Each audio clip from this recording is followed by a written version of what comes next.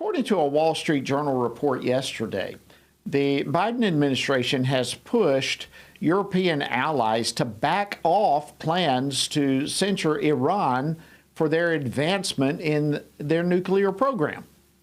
Now, officials involved in the discussions reportedly claim that this rebuke was planned for the upcoming member state board member meeting of the International Atomic Energy Agency that is going to be coming up in June. And not surprisingly, as we've already reported, the Biden State Department is denying the report. But here's what State Department spokesperson Matthew Miller told reporters earlier this afternoon in that regard. That report is not true. We have not lobbied any country to vote against or abstain from any resolution in that regard. We are actively increasing pressure on Iran through a combination of sanctions, deterrence, and international isolation to counter their destabilizing behavior and prevent them from obtaining a nuclear weapon. All right, so some are saying you're trying to make nations back off of Iran, and you're saying, oh, no, we're not. Back and forth, here we go. So what are we to make all of this? Well, joining me now to discuss this is retired U.S. Army Lieutenant Colonel Bob Maginnis. He's a senior fellow for national security here at FRC and the author of Kings of the East, China's Plans to Eliminate America and Impose a Communist World Order. Lieutenant Colonel Maginnis, welcome back to Washington Watch. Always great to have you, sir. It's my pleasure, Jody. All right, before I get your reaction to the State Department's rebuttal, let me just get your overall thoughts of the Wall Street Journal report. The Wall Street Journal tends to have very good sources, Jody, so I would be more inclined to believe them than a public spokesman at the State Department. And keep in mind, diplomacy works a number of ways. Some of it is upfront. Most of it, however, is behind the scenes, and we never acknowledge who we spoke to, much less the messages. So, hearing the spokesperson of the State Department say what they said does not surprise me, just because of how much of what government does is done in the secret. Yeah, that was exactly my first reaction. Was at least from what I know of it in personal experience, the Wall Street Journal has pretty good sources when they make a claim, and I was glad you commented on that. But despite all of it, as you mentioned, the State Department is denying it all. But doesn't the report from the Wall Street Journal really kind of fit a pattern of yielding, we might say, to Iran from the Biden administration, frankly, going back to the Obama administration? But there's a pattern, it seems to me, of yielding. Well, there's a consistent pattern over the years, especially with JCPOA, which was the nuclear deal that the Obama, White House put together. And it was a direct compromise that gave the Iranians a great deal of money. And of course, when Biden came into office, they lifted most of the sanctions that were put in place by President Trump.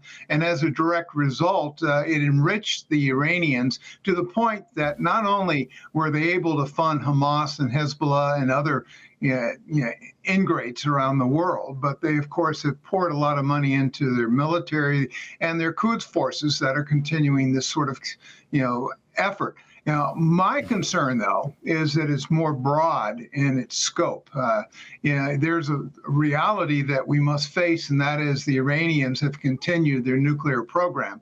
And their nuclear program is incredibly dangerous. We heard, almost a decade ago from Prime Minister then Netanyahu from Israel, who, just unveiled a trove of secret documents that they had confiscated from a warehouse outside of Tehran. And as a result, it demonstrated conclusively that they were on a path to a nuclear weapon. And of course, here recently, and now that the International Atomic Energy Agency, the watchdog for the United Nations, they're going to have a hearing next week. And that hearing is going to reconsider where they are vis-a-vis Iran and the nuclear program. And I think that that's the juxtaposed issue that the Biden administration is very nervous about. In other words, it appears as if the Iranians are accelerating their effort, and that should scare us all primarily because of what happened on the 13th of April this year, when Iran not only used its proxies, but used ballistic missiles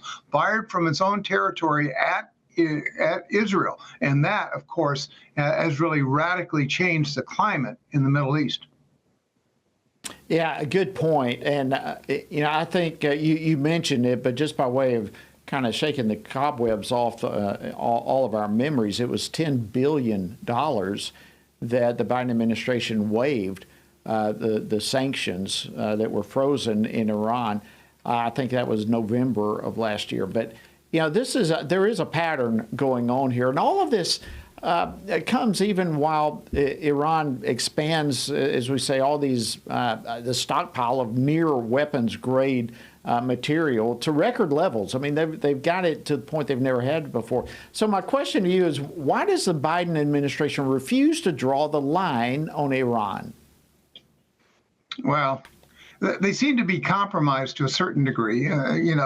Just the secret meetings they had last month in Oman with the Iranians was to try to get the Iranians to back off on their attacks against Israel using their proxies. And much the same with the Houthis, as well as the Iraqi Hezbollah in northern Iraq and Syria. So there's a lot that's going on here. At the same time, though, Jody, we have to acknowledge that the Iranians have kept secret some facilities that the IAEA is trying to get access to. And that's the whole cusp of what we're talking about here. And the fact that there has been a 15% increase in the total of 60% enriched uranium in their stockhold in just the last several months. And that just sends shivers up the spines of those of us that understand that Iran not only has the ballistic missiles, but also has the technology to make a bomb. And so they could,